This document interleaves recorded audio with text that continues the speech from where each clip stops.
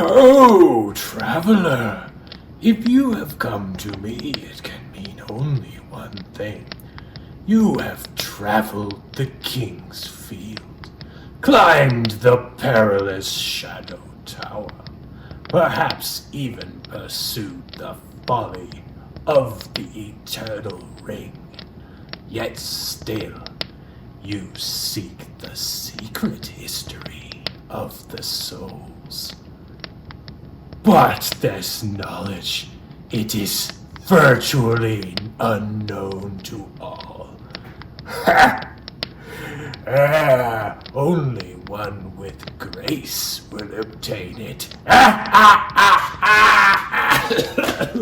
Oh, it is way too hot to have that blanket on. You may think, with all the fans out there of the Soulsborne series, that every single bit of lore and development history and every obscure bit of knowledge has probably been gleaned by now and put into YouTube videos in a format that's easy to consume. Well, you would be mistaken. By treading down the same paths over and over again, you tend not to go anywhere new. And while a lot of folks have focused in on the creators of the Souls series have said that it was meant to be a spiritual successor to Kingsfield, they've started their research with Kingsfield and not gotten that far off of games that branched off it. But From Software was a very small studio until recently, and they would frequently break their teams apart into smaller teams and then recombine them to work on larger projects. There was various reasons that they would do this, but one of this was in the project that eventually led to the creation of Demon Souls. Now they'd been making the Kingsfield series for quite some time, but it was sort of winding down and they wanted to start a new fantasy series of some kind. And so they broke their team apart aside from the team that was continuing to work on Kingsfield 4 and made a number of games, which include the Shadow Tower series, Eternal Ring, and also Evergrace, which has been often neglected in history of the Souls series, though it actually shares more staff members that eventually worked on Demon Souls than most of those other projects, I would say even combined. I'd have to go through the credits. But a lot of the key things that you will notice, whereas it's like Shadow Tower has elements of the menu or the gameplay design, but elements that it will immediately stand out at you, like art, level design, the way the lore is presented, and the way characters communicate with you in the world. All of these things are very, very present in Evergrace and are very reminiscent of how they would appear in Demon Souls years later. Now, it's strange. Honestly, I have my theory is that the reason a lot of people miss this is because this game is fairly mediocre, and they may not even make it through the bad dialogue at the beginning to even notice the Souls connections. But hey, I'm gonna just leave that one there. But actually, before we can even get into Evergrace, I hate to say it, but we have to go back even further to a game that's even worse. Before we start talking about the games actually developed by From Software leading into the Souls series, we actually have to go back to 1995, the same year that Kingsfield was actually released in the US. It actually came out, it's a long story. Kingsfield 2 came out as Kingsfield 1 in the US in 1995. In 1994, the first game was released in Japan. Are you still with me? It's early yet. But anyway, right about this time, a game that has been much maligned, though is often loved by speedrunners due to how it's constructed, Virtual Hydlide. Now, just right off the bat, this game is as unpleasant to play as you probably heard, which is why, although I own the game, and I actually am one of those people that enjoyed it back when it first came out on my Sega Saturn, I did not feel like digging out the original copy to play, or setting up an emulator because it's really not super fun. But let's just cut right through that. Is not only numerous people at From Software, but a lot of Japanese developers have mentioned the Hydlide series, and oddly Virtual Hydlide, which is considered in Japan one of the worst in a series that's much more popular there than it is in the West. And the reason for it is that, well, a lot of games that were made at that time were sort of a reaction to the Elder Scrolls Arena. First game, heard of Skyrim? That was the first one. But anyway, the concept of having an open world that you could wander around in, a lot of games were sort of a knockoff of Arena, and Kingsfield is honestly one of those games. But Virtual Hydlide, they took it in a different direction and went with a third-person perspective. And a lot of their competitors, like folks at From Software that were even still around in the era of Demon Souls, remembered seeing that, and while they couldn't immediately turn around and rip off a competitor, and the Kingsfield series continued as first-person games, the concept of having a third-person camera and sort of even the washed-out color tones and a lot of the things that you'll see in these screenshots I'm showing, which, by the way, I borrowed these from several sites, several archive sites, which I will list here, and I will put links to their pages. I was too lazy to capture my own footage, and this game was super unpleasant, so sorry, I stole these, but I will link it. Hopefully they won't copyright claim me over virtual Hydlide. I mean, come on, people, seriously. But anyway, you can see the souls in here, and so it's not that much of a stretch when you wonder how a lot of us actually enjoyed this game. It's that, you could see it's like someday there's going to be a game like this that's going to be good, and oh man, do I want it. Way back then, I knew that, and that game would end up being Demon Souls. I didn't know it. I had no idea what the changes were that needed to be made to make it a good game. But what was there in Virtual Hydlide really spoke to me in a way, and there were just things about it. And this music, by the way, that you're hearing, this repeats endlessly on the field, and just like Virtual Hydlide, it will grow on you. Probably the thing that Evergrace is best known for is its music, and that is what you're going to be hearing throughout the rest of this video in the background parts where I don't play just the actual audio from the game capture. It's pretty weird, and you could use any number of adjectives to describe it, but kind of like the music of Virtual Hydlide, it grows on you a bit. Now, as I go into talking about this game, you're going to start to see immediately from this footage that it resembles Demon Souls. There are enemies that look like enemies used in the Souls series. There are areas and designs and textures and all sorts of things that, well, they were obviously not reused in much higher quality on PS3 and Demon Souls. It feels like this is a game where they were playing around with a lot of the level design and art ideas that would go into the creation of Demon Souls, and you can see that right away looking at it. Now, one of the first things I want to talk about, because it was exciting to me, having not played it in many years and looking at this, is the concept of the world feeling connected. Now, they're not able to do, streaming world. At least they weren't quite as good as the developers of Shadow of the Colossus at this point. And so the world isn't entirely connected. There are loading screens between the major areas, but they went out of their way to make areas visible from other areas. So it feels like you're in the same world with all of the different levels in the game, which is something that would go on to be a major theme in the Souls series. It is cheated often in the Souls series, where it's not the actual gameplay environments of other areas you're seeing in the distance. But you can see many of the other areas of the game from other areas, especially the hub area, when you're playing a Souls game. And that is something you can see they were obviously toying with and wanting to implement in this game. Another thing, so going into the lore, right away, when I played this game for the first time, it struck me how weird everyone was. And so it was kind of like when I played Demon Souls, where a lot of people, it was their first game that gave them that feeling where, rather than NPCs just being obviously designed to a purpose to do something for you, like a developer was just like, I want the player to do this, how am I going to make them do that? The NPCs were just not helpful at all, and were just weird and disturbing a lot of the time in Demon Souls. Well, here you go. This is the game that started that out. So rather than just me blabbing about it, I'm going to show a bunch of the strange interactions in this game.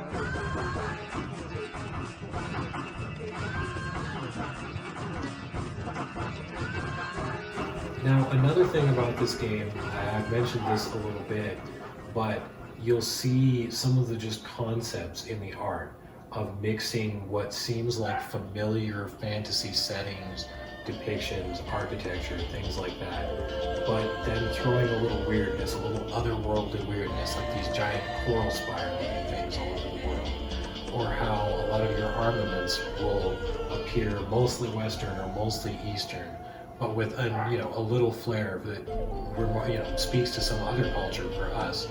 But, you know, in this world, who knows what the associations are of who wears plaid or who, you know, does any number of things.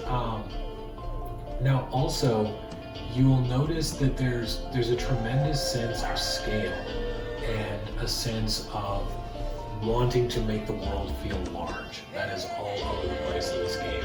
And there are often parts like reminiscent of maybe a Legend of Zelda game, where dungeon rooms are unnecessarily large just for the spectacle of it, to make you feel like you're in an ancient temple that was built overly large because the people envisioned their gods as gigantic.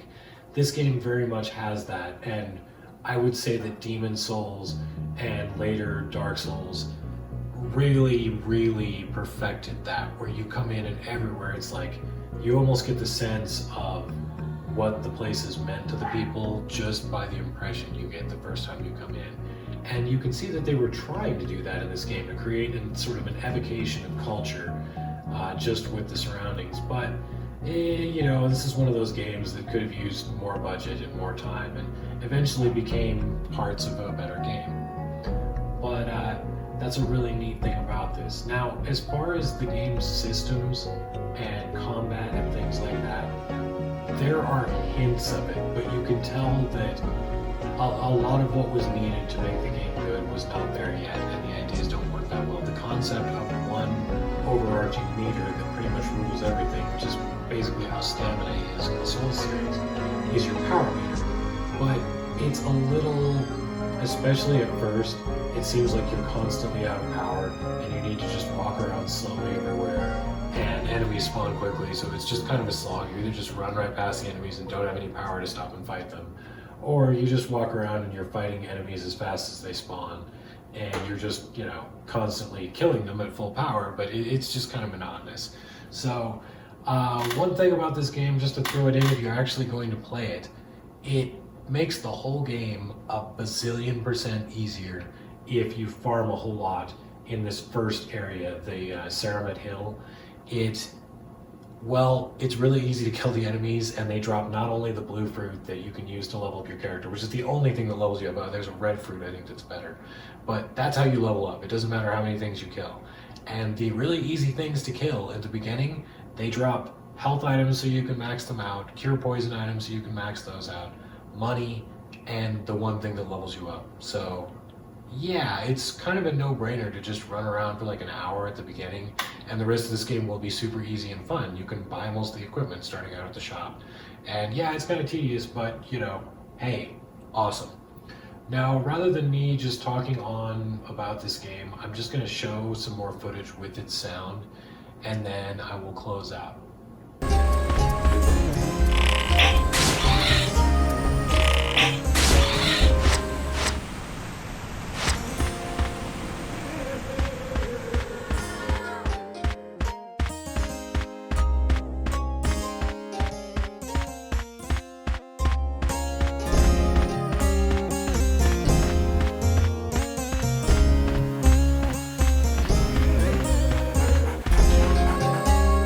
Leave me alone now.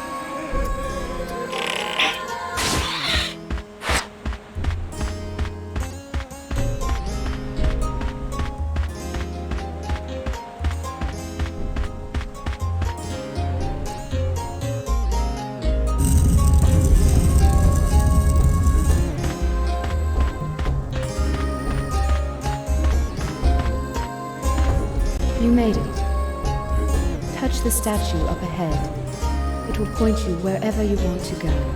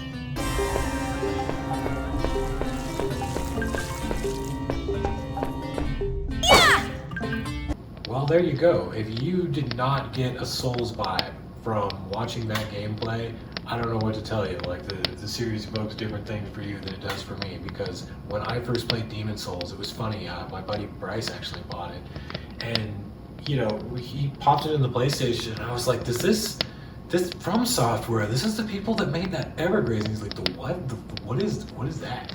And I was like, it's this game that was like this, but worse. It was like if this game was a piece of crap and a little weirder and had the craziest, like, wailing music you've ever heard.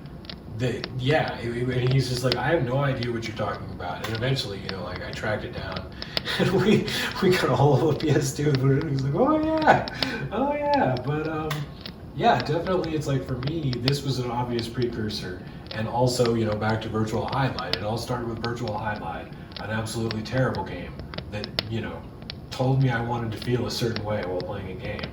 And then this came along and got even closer, but still wasn't a great game. And then for me, Demon Souls was when it really actually got good. And I was like, okay, this is starting to click. This is something special. And then the first time I played Dark Souls, I was like, okay, this is going to be a commercial success. You know, obviously this is going to be the one that takes it mainstream. And here we are. So the next episode, which I'm hoping to also finish this weekend, is going to be about some of the out of bounds content, and it's going to be a part 1 for Demon Souls. I'm going to do an entire episode that is dedicated to the Northern Extreme, the 6th Archstone that is broken in the game and that you're not able to access. Hopefully I'm going to get as much of that working as possible. I'm going to have to follow in the footsteps of others and hopefully not have to go through everything they've done. But the first part is going to be out of bounds stuff that is still left in the game and what it suggests about a number of theories about Demon Souls, like that possibly the game originally was supposed to feature an interconnected world, or several lore-based theories that people have put forward that we can further speculate on based on stuff that's just sitting there out of bounds. So, well, a lot of out of bounds content stuff has been done, and I've definitely benefited from watching those streams by people like Wolf2K9. I found some stuff I didn't see in there, so yeah, that will be upcoming. But for now, I'll close out with just a little bit more Evergrace.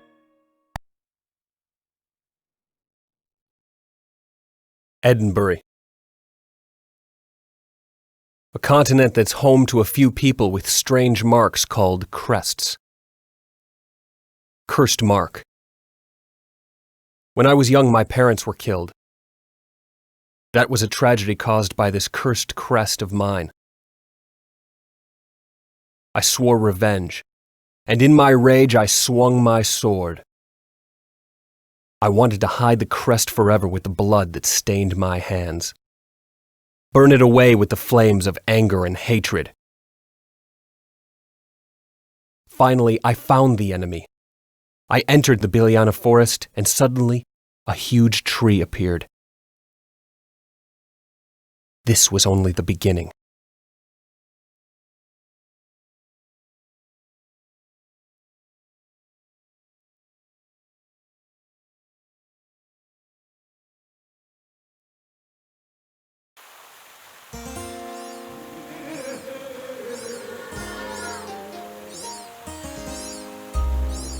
Are you okay? I thought you were dead. Did you have an accident? Why were you lying on the ground like that? What? Who are you? Some kind of strange bird? No, I'm human, just like you. My name is Chrysalis. You're human? You wouldn't be just some weird bird that can talk. So you think you're human? Believe me, I don't wish to look like this. I was transformed against my will by a demon. Demon? You expect me to believe that? Monsters invaded our country. You don't know? You must be from the outside, right? Outside? Outside of what? Outside of here. This isn't your world. It's completely different. Have you ever heard of the Rebane Empire? What about it? You're in Rebane right now.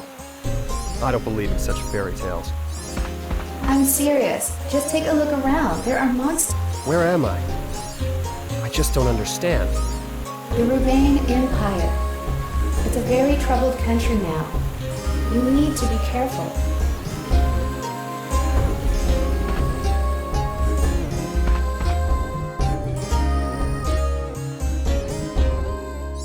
You took the sword. Good. I'm so relieved.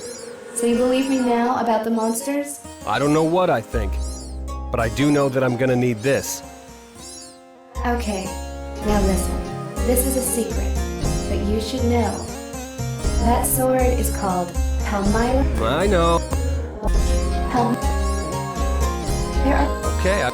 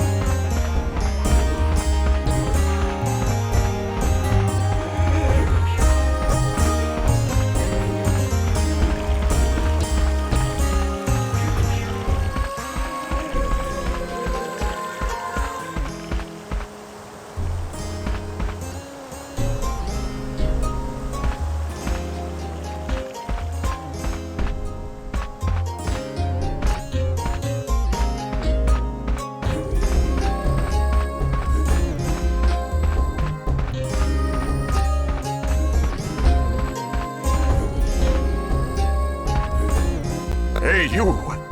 What do you want? Go away. You bother me. We're all going to die. You, me, everybody. You only have a little time left. Then I need to know this right away. Can I get to Castle Rubain from that cage? I never thought of that. That's an interesting question. And if you can, you're not thinking of going to the castle, are you? Yes. I must go. That's not funny. Don't throw away the little time you have left. Get out of here and hide somewhere safe.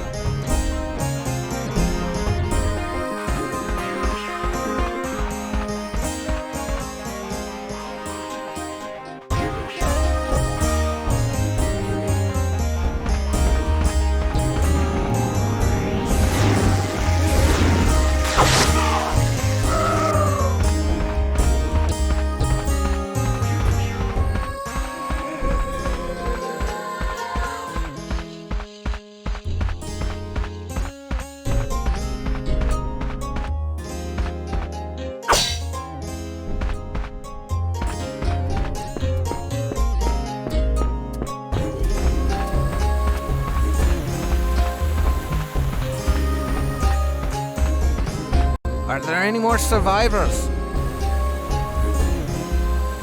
You're walking on dangerous ground.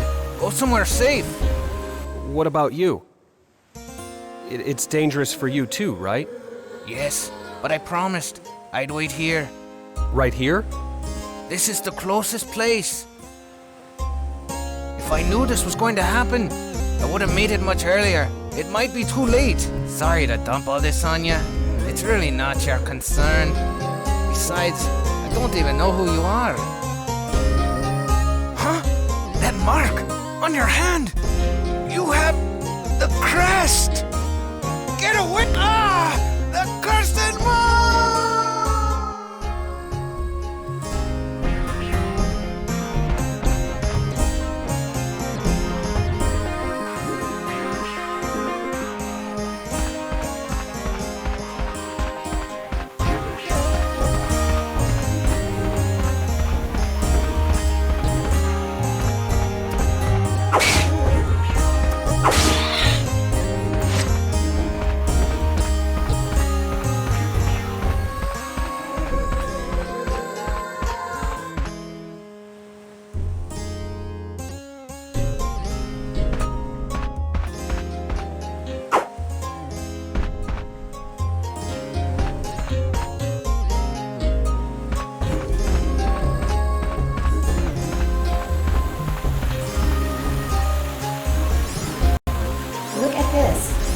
It appeared out of nowhere when this place was sealed off. Sealed off?